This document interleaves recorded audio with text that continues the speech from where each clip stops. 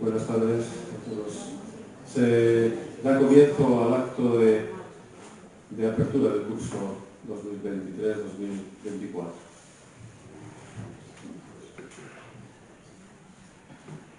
Buenas tardes a todos.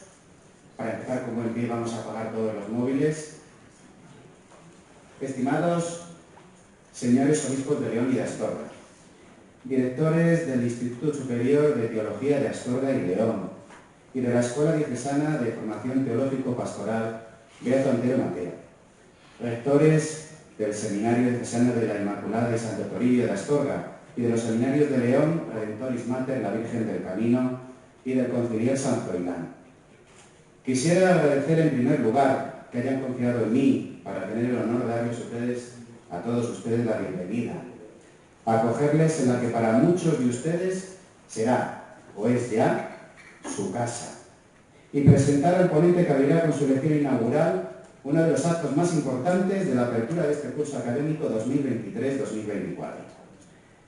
En la parte de bienvenidas hemos de destacar, por un lado, la de todos los profesores que con su pasión y esfuerzo presentan de una manera más atractiva la persona y el mensaje de Cristo, y por otro lado, no menos importante, la de todos los alumnos que con su entusiasmo y su sed de conocimientos consiguen que cada curso sea posible y entre todos que el amor de Cristo sea conocido, profundizado y comunicado.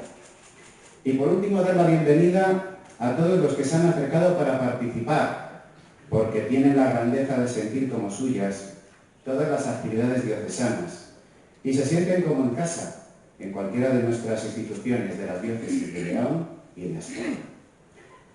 Para introducir y presentar el tema de a nuestro conferenciante, he caído en la cuenta de una realidad que acabamos de compartir y vivir, que es la maravilla de haber celebrado todos juntos la Eucaristía. Si en ella nos hemos dejado empapar de verdad por el amor de Cristo que se nos regala en su palabra y en su presencia, sentiremos al terminar la Eucaristía el profundo deseo de comunicar todo el amor recibido a quien haga falta, en la calle o en casa, en el trabajo o con los amigos. Ese impulso misionero de amor es el que en este momento nos lleva a la pregunta concreta que nuestro ponente va a desarrollar. ¿Será la universidad un lugar idóneo para comunicar ese amor que descubrimos en la Eucaristía, en la vida de los creyentes, en la experiencia de la tradición de la Iglesia, de una forma sistemática y fundamentada? Para esta preciosa labor contamos con la suerte de tener entre nosotros a don Jorge de Juan Fernández, que combina, y perdone la expresión, dos realidades explosivas que le facultan para darnos la clave a nuestra pregunta. La primera realidad es la de quien está enamorado de Cristo y habla desde el corazón, desde la llamada a amar desde el sacerdocio. Don Jorge es sacerdote de nuestra diócesis de León.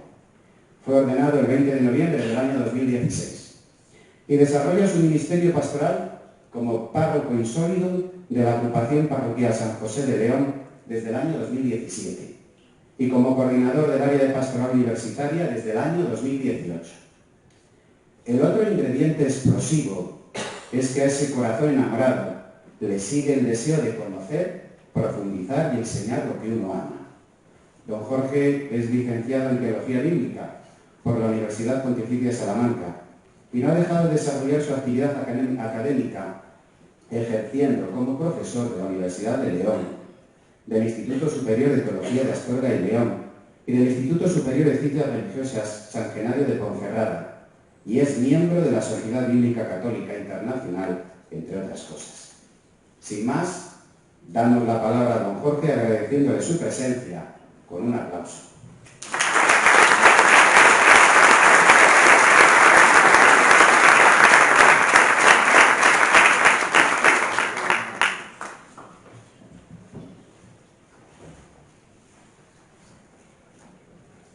Muchas gracias por la presentación, Roberto.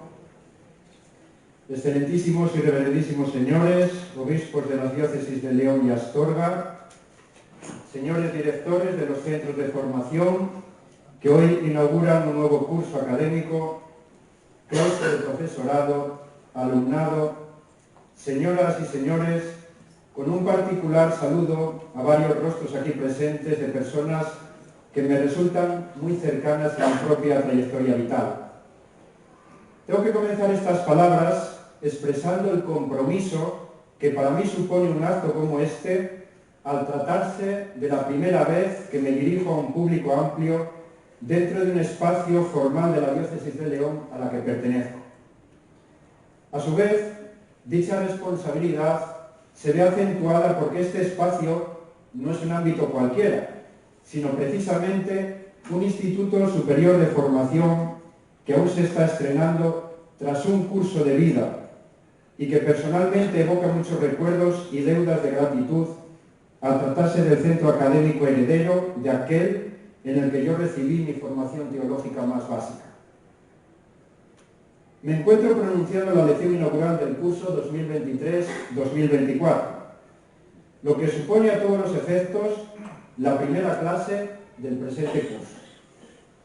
Y aunque uno no lleve una larga trayectoria en la docencia, eso no ha sido impedimento para que haya desarrollado algunas manías, como la de utilizar frecuentemente dentro del aula la pregunta retórica, casi al estilo, diría yo, de la mayéutica socrática. Por ello, a lo largo de los siguientes minutos, les prometo que serán minutos, permítanme que lance una cuestión a la que intentaremos responder. ¿Es la universidad un lugar para la teología? Respecto a la respuesta que procuraré dar a la referida pregunta, considero que previamente tengo que hacer dos breves aclaraciones. En primer lugar, soy consciente de que el espacio en el que debería pronunciar esta lección sería más bien el foro público, pero es que es aquí donde me han invitado. Por ello, mi más sincera gratitud a los colegas, docentes y alumnos de la Universidad de León que hoy os habéis acercado a este lugar. Esto no significa que la reflexión que a continuación realizaré se circunscriba únicamente al foro público, sino que será ocasión para que todos los asistentes nos interpelemos sobre algunos postulados. En segundo lugar, la cuestión abordada no se trata de un debate entre creyentes y no creyentes, sino que tiene otro tipo de envergadura. No vamos a abordar la quaestio facti, sino la quaestio iuris, es decir, no voy a centrarme tanto en qué lugar ocupa la teología en la universidad, sino si debe ocupar. Al hablar del lugar de la teología, ¿a qué nos estamos refiriendo con esta expresión? Para dar respuesta a esta pregunta, utilizo las palabras de Calvart. Bajo el término lugar se entiende aquí sencillamente la necesaria posición que en el punto de partida le es conferida desde dentro a la teología, a partir de la cual tiene que avanzar en cada una de sus disciplinas, bíblicas, históricas, sistemáticas, prácticas. La ley según la cual ella tiene que entrar siempre en funciones. Expresado en términos militares, el puesto que tiene que ocupar el teólogo, independientemente de que a él mismo o a sus congéneres les agrade o desagrade. Y que si no quiere caer inmediatamente bajo arresto, tiene que ocupar a toda costa, sea este la universidad o sea también una catacumba cualquiera. Resuelto el significado que el término lugar cobra en esta disertación y adentrándonos ya en el objeto que nos ocupa, quizá debemos clarificar ahora qué es la teología. Como su propia etimología indica, es la palabra, logos, sobre Dios, theos. Su fuente prístima podríamos sostener que es la palabra del hombre sobre el Dios posible, deseable y deseado. En palabras de Cardenal, la teología existe germinalmente allí donde existe una palabra del hombre dirigida en oración a Dios o construida como reflexión sobre Dios. Allí donde hay una pregunta, un anhelo, un silencio meditativo o una espera amorosa de Dios por parte del hombre, allí hay un embarazo teológico. La teología no está solo destinada a la preparación de quien va a ejercer algún tipo de ministerio dentro de la Iglesia, sino que tiene como tarea el ejercicio público de la razón en diálogo con la fe y el de la fe en diálogo con la razón. Como disciplina científica que es, este trabajo ha de producirse en el espacio académico. Para ello, el ejercicio de la teología en el espacio universitario ha de utilizar un método científico, crítico, técnico, hermenéutico, que requiere unos saberes, una forma de trabajo propia de los profesionales, pero sin olvidar que junto a ello hay una teología de segunda dimensión que da razón de la fe a la luz de situaciones históricas concretas, que intenta interpretar para que los propios protagonistas se percaten de su contenido y los que se dicen creyentes de una determinada confesión tengan la capacidad para vivir como tales en medio de ellas. Lo propio del teólogo es pensar la realidad de Dios en relación con el mundo y la realidad del mundo en relación con Dios. Y en medio de estos dos polos, la vida del hombre. O sea, estamos hablando de una especie de trípode: Dios, mundo y hombre. Este pensamiento ha de tener dos características. Ha de hacerse en alto y con honestidad. Uno puede ser creyente o no creyente, pero lo que no puede hacer es jugar con las realidades más profundas de la vida humana. Por tanto, el teólogo está llamado a descubrir la verdad e integrarla con la vida actual. El ejercicio de la teología se desarrolló en las universidades estatales españolas hasta el siglo XIX, época de grandes cambios en la educación de nuestro país. En 1821, el Ministerio de Gracia y Justicia crea un órgano denominado Dirección General de Instrucción Pública, del que dependían las facultades de teología y los seminarios, en un afán de centralizar la enseñanza en toda la monarquía. Durante la regencia de María Cristina de Borbón y la regencia del general Baldomero Espartero, se produjo un fuerte intervencionismo que obligaba a que los profesores y superiores de los seminarios contaran con el asentimiento del ministerio, como ya ocurría en las universidades. Asimismo, en 1842 se emitió la orden de supresión de las facultades de cánones. El mapa resultante tras estas medidas es muy esclarecedor.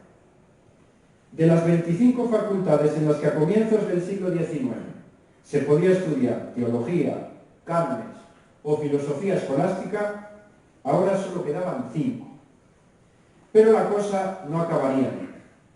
En 1850 se le retiraba a los seminarios la capacidad de otorgar títulos a estudiantes externos, es decir, a no aspirantes al sacerdocio. Ante tal situación, en aras de la firma del Concordato de 1851, la Iglesia optó por lo que consideró en aquel momento el mal menor y aceptó la supresión de las facultades de teología con la condición de mantener la independencia en la enseñanza de los seminarios. Sin embargo, esta situación no se mantendría así por mucho tiempo, pues con la vuelta al gobierno de los liberales en 1854 se suprimió de nuevo la admisión de externos en los seminarios y se restauraron las facultades de teología en Madrid, Santiago, Sevilla y Zaragoza, hecho que no convencía totalmente al episcopado en su tarea de velar por la ortodoxia. Pero estos vaivenes no tendrían aquí su punto y final, pues la ley Moyano, en 1857, revocó las restricciones impuestas a los seminarios. Un respiro que duró poco, ya que la Revolución de septiembre de 1868 terminó por expulsar definitivamente a la teología de las universidades españolas. 1868. A la vista de todos estos hechos históricos acaecidos, resulta inevitable hacerse una pregunta un tanto paradójica. ¿Es lícito que aquellos que dieron origen a las universidades ahora hayan sido expulsados de las mismas? No olvidemos que a partir del siglo IX, con el florecimiento de la vida monástica, surgieron en los claustros monacales diversas escuelas con el fin de formar a sus monjes, aunque en muchos casos se añadió también una escuela exterior que recibía otros estudiantes. Paralelamente a este acontecimiento, los obispos y cabildos crearon en sus diócesis las llamadas escuelas episcopales, albergadas en las catedrales. Tanto unas como las otras compartían el mismo currículo basado en una formación literaria, el trivium, gramática, retórica, dialéctica, y en una formación científica, el quadrivium, aritmética, geometría, astronomía y música.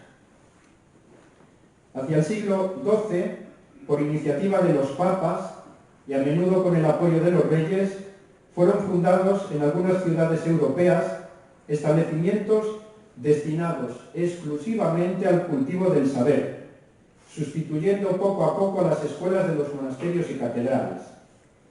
Estas nuevas entidades docentes estaban abiertas a estudiantes, clérigos o laicos, procedentes de diversos lugares, lo que propició el nacimiento del fenómeno de la movilidad estudiantil, preludio de los hoy conocidos como Erasmus.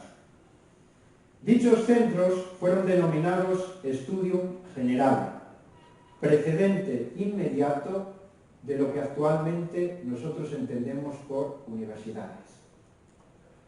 La palabra universitas, aplicada a estas nacientes instituciones académicas, aparece por primera vez en una bula fechada en 1208, en la que Inocencio III se dirigía al Studium Generale de París, precursor de la Sorbona, la primera universidad del mundo. Los papas, cuya autoridad era respetada en toda la cristiandad, erigían las universidades, y con los títulos que en ellas se concedían, era otorgada la posibilidad de enseñar en otras partes distintas del reino donde habían estudiado. Yo veo aquí una especie de precursor de uno de los fines del espíritu de Bolonia, ¿no?, que intenta universalizar los títulos en la Unión Europea. Pues los papas eran los que tenían un reconocimiento universal, y por ello eran los que firmaban los títulos. De esta manera se garantizaba la caracterización de la docencia.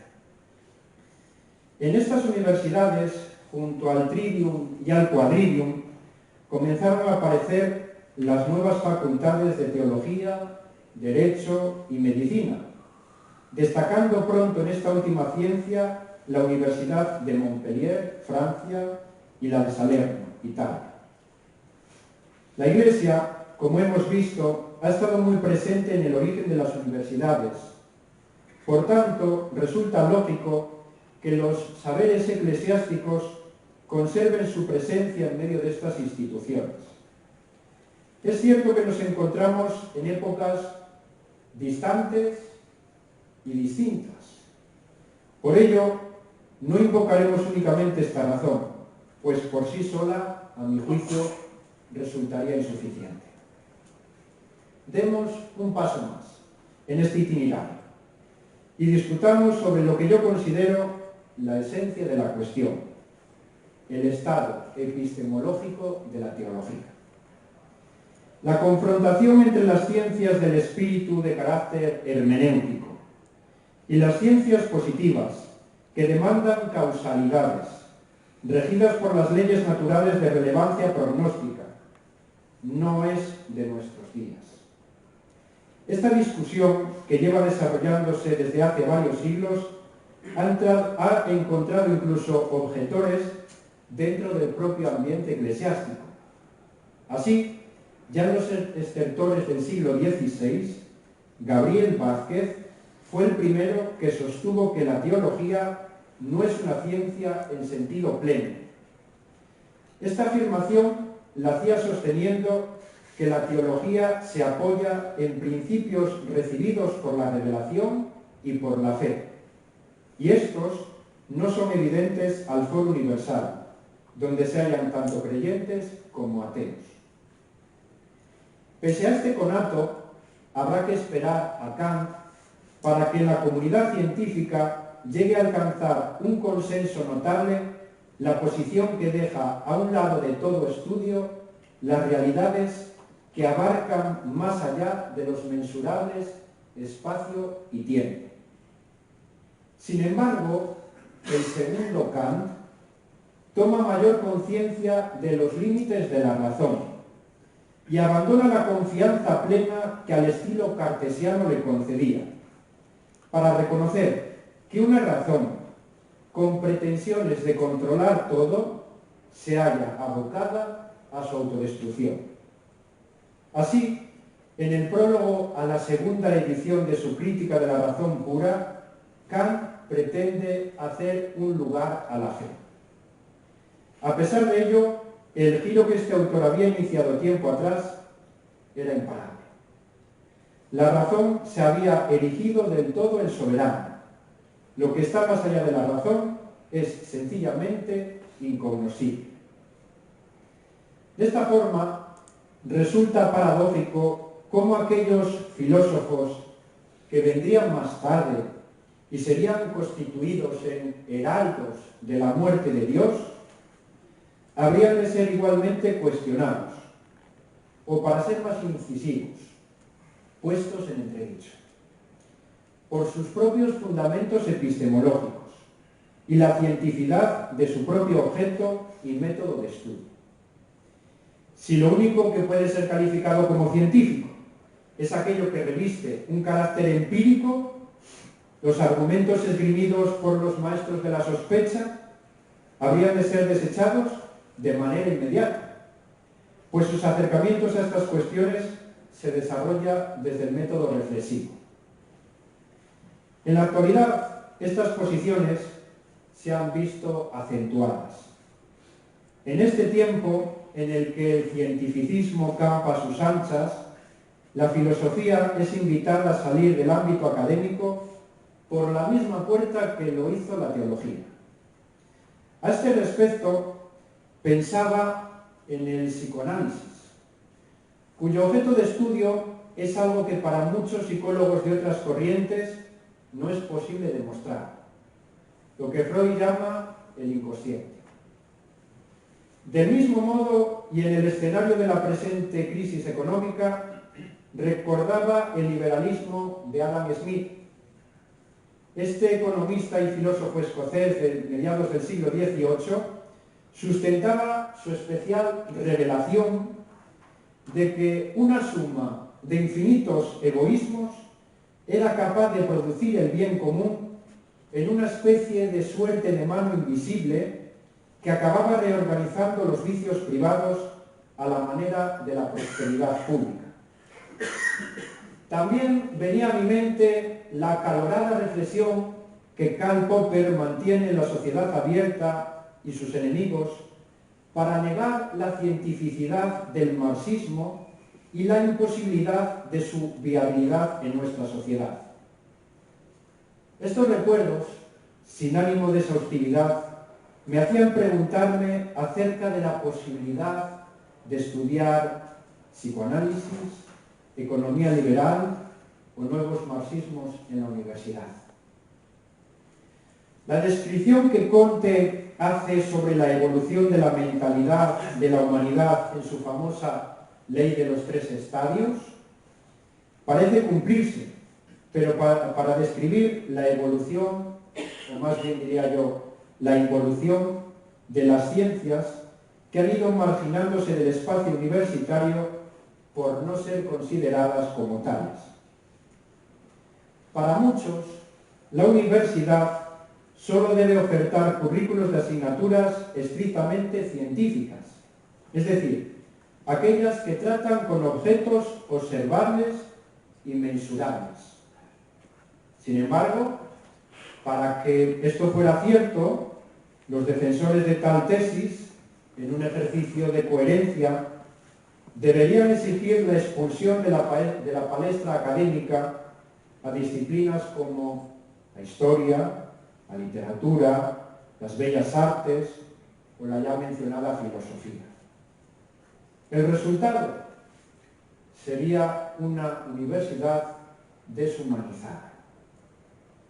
Si esto sucediera, quedarían sin responder preguntas como ¿de dónde brota lo fascinante de lo insondable, de lo mítico, de las elecciones sin sentido o acertadas, de los afectos, de los vínculos, de los éxtasis, del instinto y de las decisiones que del bien?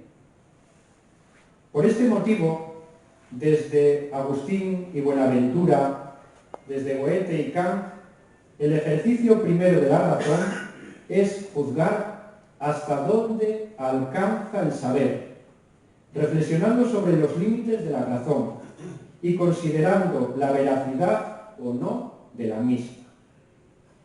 Ver cuál es el lugar de la voluntad, la fe, la intuición, la decisión. Solo así la razón será razonable, siendo una ministra de la vida.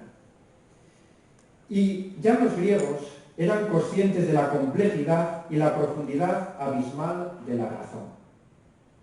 En ellos no existía el concepto de la razón pura y clara.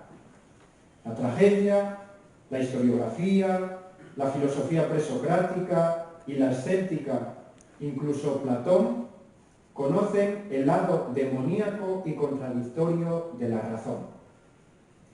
¿Acaso no sabía el Kant de los últimos años, del enigma del mal, de aquello que en la voluntad es prevoluntario? ¿Y nosotros? ¿No seguimos a menudo con todo derecho la dinámica y la gramática de las pulsiones, los sueños, los traumas? ¿No habla la teología constantemente del oscuro misterio de Dios? Todo esto no ha de dragarse como si fuera una ciénaga. Hay que cultivarlo con atención y valentía, porque es el humus y el horizonte de toda razón. Por negar esto durante mucho tiempo, quizá por las traumáticas experiencias del siglo pasado, las otras culturas nos ven como extraños. Parece que hayamos olvidado nuestras propias raíces mítico-religiosas. Así pues, en los niveles superiores de la razón y la fe, habría mucho que aprender de la Biblia, de la gran tradición de la oración y la mística, de la psicología y la praxis cotidiana del pensamiento y la vida, del amor y del odio, del juicio y la decisión, del entendimiento y el malentendimiento, de la confianza y el rechazo. De lo contrario, mandaríamos a paseo al 90% de la pequeña y gran historia de la vida y el pensamiento. Llegados a este punto, espero haberles ayudado a que consideren la teología como una disciplina científica. Convencidos de ello, coincidirán conmigo que el lugar de su cultivo ha de ser preeminentemente el espacio universitario. Pero entonces surgen otro tipo de preguntas. El Estado liberal moderno tiene como uno de sus objetivos ser neutral en cuestiones que puedan revestir un carácter ideológico. Antes de inclinarse por una u otra cosmovisión de la realidad, su cometido ha de ser garantizar la convivencia pacífica de todas ellas. La cuestión acerca del papel de la teología en la universidad estatal adquiere en este punto un cariz problemático, ya que esta disciplina, que constituye ciertamente una cosmovisión específica, se diferencia de otras disciplinas en que, como recuerda Rodríguez Viplá, ha de estar en vínculo permanente con una tradición de fe que le brinda el objeto de la investigación y organiza los múltiples instrumentos históricos, filológicos o antropológicos que ha de manejar el teólogo. Vayamos al meollo de esta problemática y para ello la traduciré en forma de cuestión concreta. ¿Quién selecciona a los docentes y elaboraría los planes de estudio en este caso? Si esta tarea recae en manos de las autoridades civiles, no existe una garantía de que éstas se atengan a los criterios doctrinales de las comunidades de cuya experiencia de fe se reflexiona. O dicho de otra forma, no existe una seguridad de lo que se enseña como teología católica, luterana o judía, ciertamente lo sea.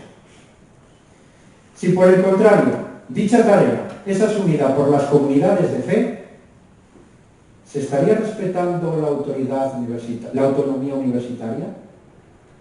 Y lo que es más grave, ¿llegaría a garantizarse la libertad de cátedra a los profesores de esta disciplina?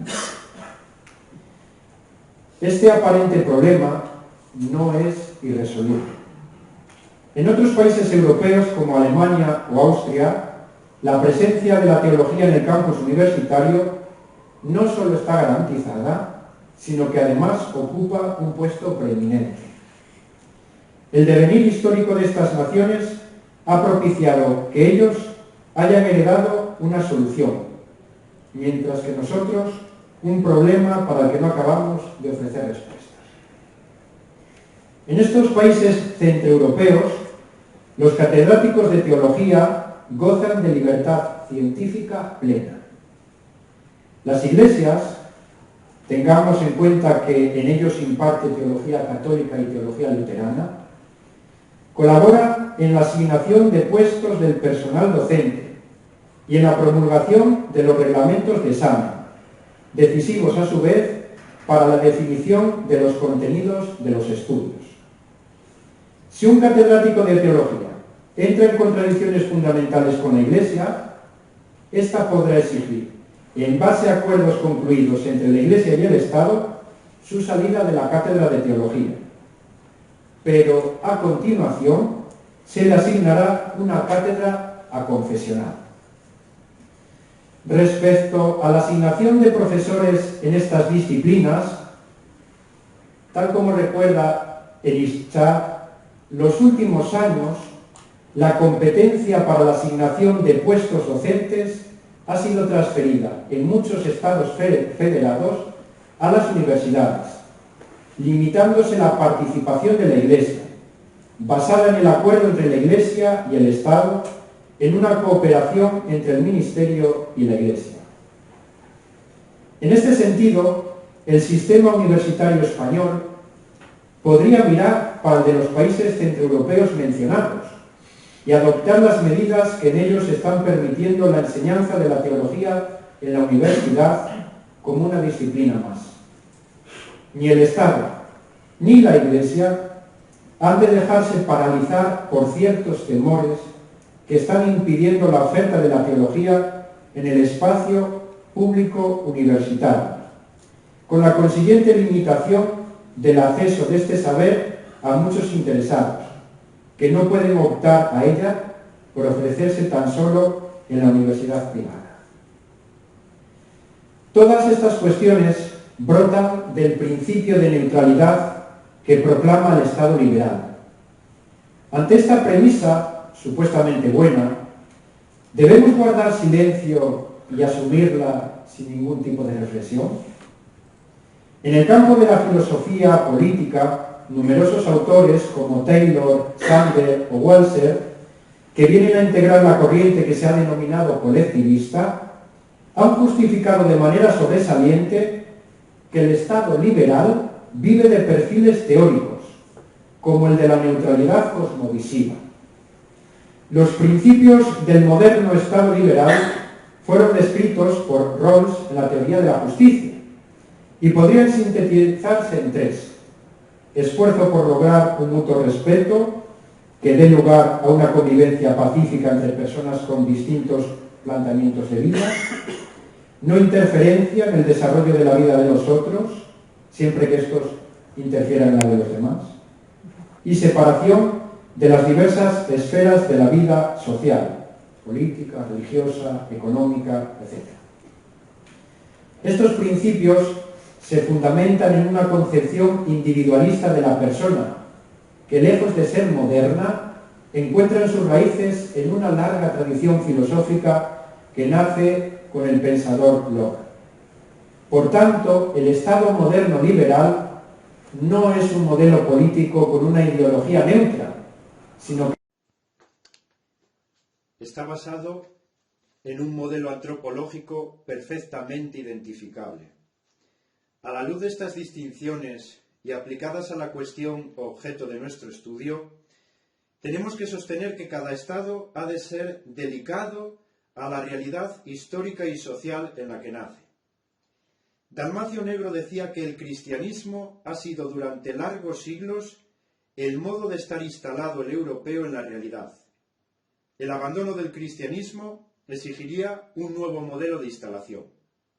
Es decir, España y Europa no se pueden entender hoy al margen del cristianismo. La razón humana no puede hacer tabula rasa con la realidad de la que procede. Incluso en un estado confesional como el nuestro, no se puede mirar para otro lado ante la dimensión religiosa que integra a la persona y que ha dado forma a nuestra cultura. Por este motivo, no puede apartarse la teología de los saberes que integran los centros superiores de formación y que son reconocidos y financiados por el Estado. Ignorar esta realidad supone mutilar una parte esencial de lo que somos. Hasta ahora nos hemos referido a la presencia de la teología en las universidades estatales. Sin embargo, el título de esta disertación no especifica que nos refiramos única y exclusivamente a ellas, por lo que también debemos abordar esta cuestión, aunque sea brevemente, respecto a las universidades católicas. Estas, por ser al mismo tiempo universidad y católica, deben ser simultáneamente una comunidad de estudiosos que representan diversos campos del saber humano y una institución académica en la que el catolicismo está presente de manera vital. Excorde Ecclesia, Juan Pablo II. La Universidad Católica es, por consiguiente, el lugar donde sus académicos han de examinar a fondo la realidad con los métodos propios de cada disciplina académica, contribuyendo así al enriquecimiento del saber humano. Cada disciplina se estudia de manera sistemática, estableciendo después un diálogo entre las diversas disciplinas con el fin de enriquecerse mutuamente. En esta tarea juega un papel fundamental la teología. Ella presta una ayuda a todas las otras disciplinas en su búsqueda de significado, no sólo ayudándolas a examinar de qué modo sus descubrimientos influyen sobre las personas y la sociedad, sino dándoles también una perspectiva y una orientación que no están contenidas en sus metodologías. A su vez, la interacción con estas otras disciplinas y sus hallazgos enriquece también a la teología, proporcionándole una mejor comprensión del mundo de hoy y haciendo que la investigación teológica se adapte mejor a las exigencias actuales. Por eso se manda que en toda universidad católica debe haber una facultad o al menos una cátedra de teología. A modo de conclusiones. La teología católica resulta ser un patrimonio universal.